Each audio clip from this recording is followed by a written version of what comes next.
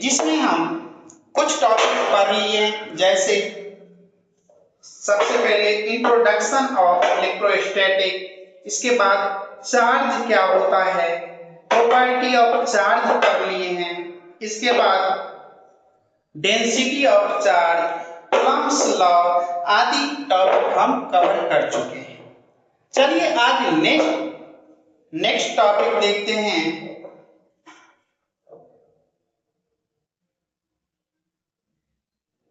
Die electric constant, या इसी को कहते हैं रिलेटिव परमिटिविटी।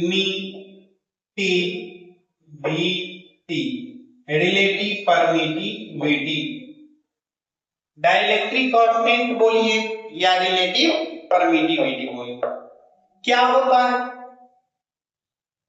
तो देखिए, मान लीजिए ये कोई 2 पॉइंट है चार्ज Q1 और Q2 और इसके बीच डिस्टेंस है R, और इन दोनों के बीच जो मीडियम है वो वैक्यूम है। क्या है? वैक्यूम है, वैक्यूम मीडियम है।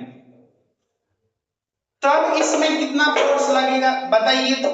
तो फोर्स लगेगा F बराबर, इलेक्ट्रोस्टैटिक फोर्स होगा F बराबर 1/4 pi epsilon not Q1 Q2 upon R square.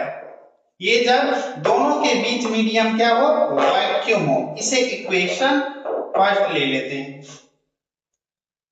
यही मान लीजिए सेम चार्ज है Q1 Q2, दोनों सेम डिस्टेंस पे है, R डिस्टेंस पे ही है, लेकिन इसके बीच वैक्यूम नहीं होके कोई मीडियम हम डाल देते हैं, कोई मीडियम डाल देते हैं। तब इसमें फोर्स कितना होगा? तब हम फोर्स ऑफ अट्रैक्शन या रिपल्शन देखेंगे मीडियम के केस में। तो ये कितना हो जाएगा? 1/4 pi epsilon Q1 Q2 upon R square. Equation second. Dielectric constant होता क्या है? तो डाइलेक्ट्रिक कांस्टेंट होता है दी ratio of force between 2 point charge in vacuum and force between 2 point charge in medium is called, क्या कहलाता है? Dielectric constant. डाइलेक्ट्रिक कांस्टेंट क्या होता है? फोर्स बिटवीन 2 पॉइंट चार्ज, कि वैक्यूम में 2 पॉइंट चार्ज है, उसमें कितना फोर्स लगता है, और वही 2 पॉइंट चार्ज यदि मीडियम में रखते हैं तब कितना फोर्स लगता है। दोनों को यदि दोनों का रेशियो यदि निकाल देते हैं तो यही क्या हो जाता है? डाइलेक्ट्रिक कांस्टेंट हो जाता है। इसको एप्सिलॉन R से डिनोट करते हैं। It is denoted by epsilon R। अच्छा, ये क्या है? ये क्या है? तो ये है force between 2 point charge in vacuum. क्या है? वैक्यूम। और ये क्या है? ये है force between 2 point charge in medium medium, 2 point charge के बीच किसमें, मीडियम में। अब इसी के का जो रेशियो होता है ना, इसी का जो रेशियो होता है FV/FR, इसी को कहते हैं क्या, डाइलेक्ट्रिक कांस्टेंट या रिलेटिव परमिटिविटी। क्या होता है, डाइलेक्ट्रिक कांस्टेंट या रिलेटिव परमिटिविटी। क्या होगा, बस आप लोग ये याद रखेंगे, बस ये याद रखेंगे, क्या होता है, force between 2 point charge in vacuum and force between 2 point charge in medium के रेशियो को ही क्या कहेंगे, डाइलेक्ट्रिक कांस्टेंट।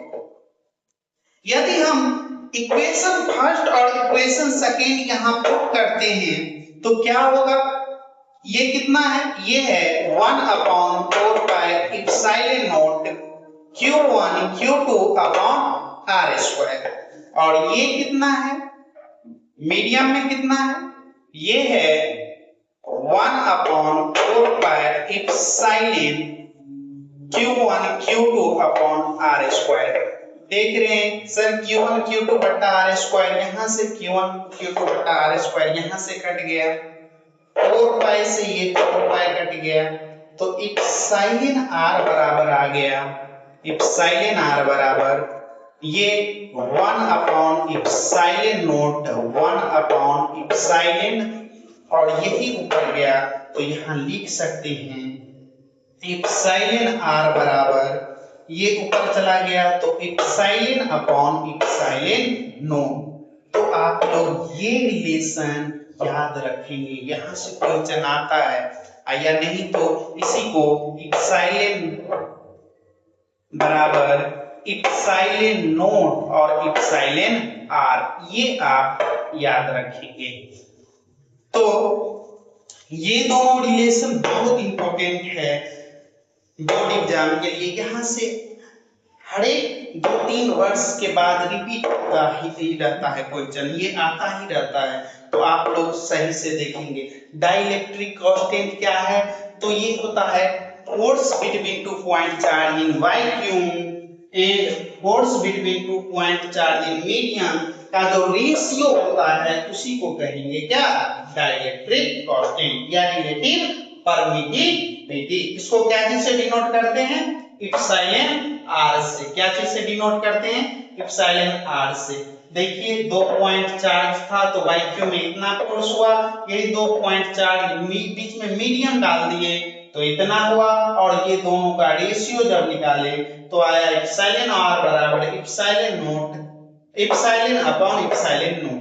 तो ये रिलेशन आप लोग याद रखेंगे। कभी कभी ये भी आ जाता है, बताइए एप्सिलॉन बराबर क्या होता है, तो epsilon note into epsilon R। जहां एप्सिलॉन R क्या है, एप्सिलॉन नोट क्या है, आप लोग जानते हैं, ये क्या है, एप्सिलॉन नोट, एप्सिलॉन नोट है एब्सोल्यूट परमिटिविटी, या कह सकते हैं इसे परमिटिविटी इन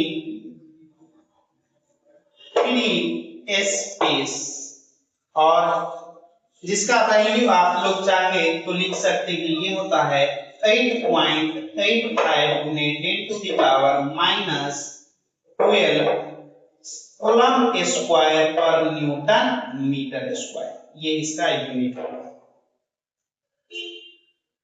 अब देख लेते हैं कि जो एप्सिलॉन R का वैल्यू होता है वो अलग अलग मीडियम के लिए कितना होता है, ये टेबल आप लोग याद रखेंगे। एक टेबल बनाते हैं, चलिए यहां बनाते हैं एक टेबल, यहां ले लेते हैं मीडियम,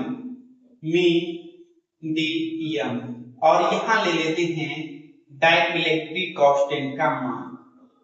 तो ये टेबल आप लोग याद रखेंगे, आता ही आता है यहां से क्वेश्चन कि डिफरेंट मीडियम के लिए कितना होता है। सबसे पहले यदि आप लोग के लिए डाइलेक्ट्रिक कांस्टेंट का वैल्यू वैक्यूम के लिए पूछे या एयर के लिए पूछे तो ये होता है लगभग A, याद रखेंगे। एयर के लिए या वैक्यूम के लिए डाइलेक्ट्रिक कांस्टेंट का वैल्यू पूछे तो कितना होगा, 8। यही आप लोग यदि ग्लास के लिए पूछे तब कितना होगा, तो ग्लास के लिए 5 से 10 आप लोग याद रखेंगे। किसी बुक में 5 से 8 भी है, वैसे 4.9 से 7 पॉइंट वो भी दिया है, तो आप लोग ऐसे 5 से 10 याद रख लेंगे। तीसरा, यदि आप लोग का वाटर का पूछा जाए डाइलेक्ट्रिक कांस्टेंट कितना होता है, तो वाटर का याद रखेंगे 81, या किसी में 80 भी दिया रहता है बुक में, तो 80 भी या 81 जो दिया रहेगा आप लोग कर लेंगे। और सबसे इम्पोर्टेंट, यदि आप लोग से मेटल का पूछा जाए तो मेटल का कितना होता है, इनफाइनाइट। तो अभी तक ये जो इसमें सबसे ज्यादा आने वाला क्वेश्चन है कि पूछा जाता है बताइए डाइलेक्ट्रिक कांस्टेंट मेटल के लिए कितना होगा, तो कितना याद रखेंगे आप लोग, इनफाइनाइट। यही वाटर के लिए 81, यही ग्लास के लिए 5 से 10, वैक्यूम या एयर के लिए 1। चलिए, तो डाइलेक्ट्रिक कांस्टेंट समझ गए। अच्छा, एक क्वेश्चन 12th में मोस्ट फेमस क्वेश्चन है कि ये क्वांटाइजेशन ऑफ चार्ज पे बेस्ड क्वेश्चन है, थोड़ा बता देती हूँ। ठीक, जब हम क्वांटाइजेशन ऑफ चार्ज पढ़ा रहे थे तो वहां छूट गया था ये क्वेश्चन। चलिए हम देख लेते हैं। ये क्वेश्चन आता है, आप लोग क्वांटाइजेशन ऑफ चार्ज तो जानते हैं कि चार्ज बराबर क्या होता है, Ne। Charge on any body always integral multiple of 1 electron charge होता है। Q बराबर क्या पढ़े हैं, Ne। वहीं से एक क्वेश्चन ये पूछा जाता है कि बताइए 1 कूलम चार्ज में कितना इलेक्ट्रॉन होता है। यहां से एक पूछा जाएगा कि एक क्वेश्चन पूछा जाएगा, यहां बता देते हैं हाउ मच या how many electron in 1 coulomb charge कि जब 1 कूलम चार्ज होगा तो उसमें इलेक्ट्रॉन कितना होगा।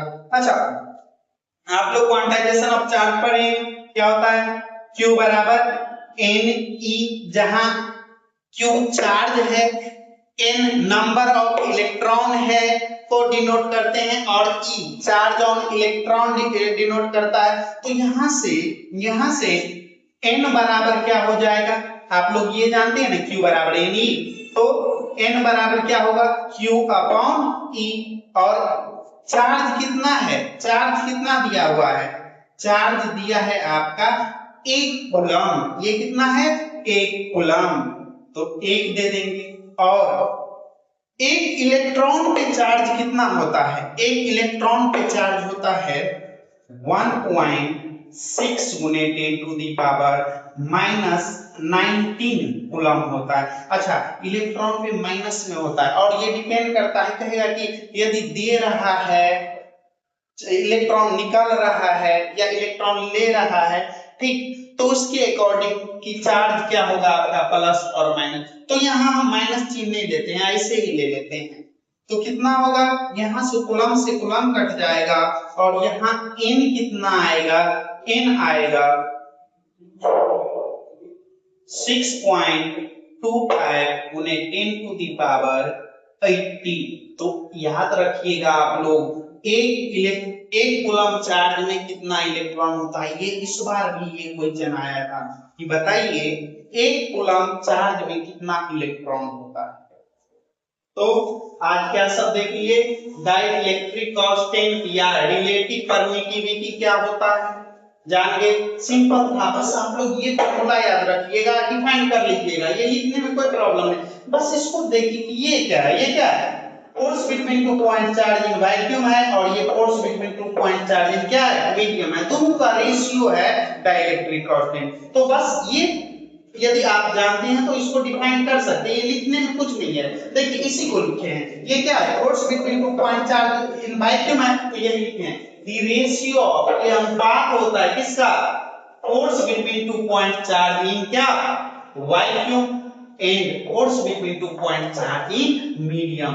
वैक्यूम में कितना फोर्स लग रहा है और मीडियम में कितना फोर्स लग रहा है, जब चार्ज सेम हुआ, डिस्टेंस सेम हो, उसी के रेशियो को क्या कहते हैं, डाइलेक्ट्रिक कांस्टेंट। और यहाँ जब इसे सोल्व किए तो ये आ गया इप्सिलॉन r बराबर इप्सिलॉन अपॉन इप्सिलॉन नॉट।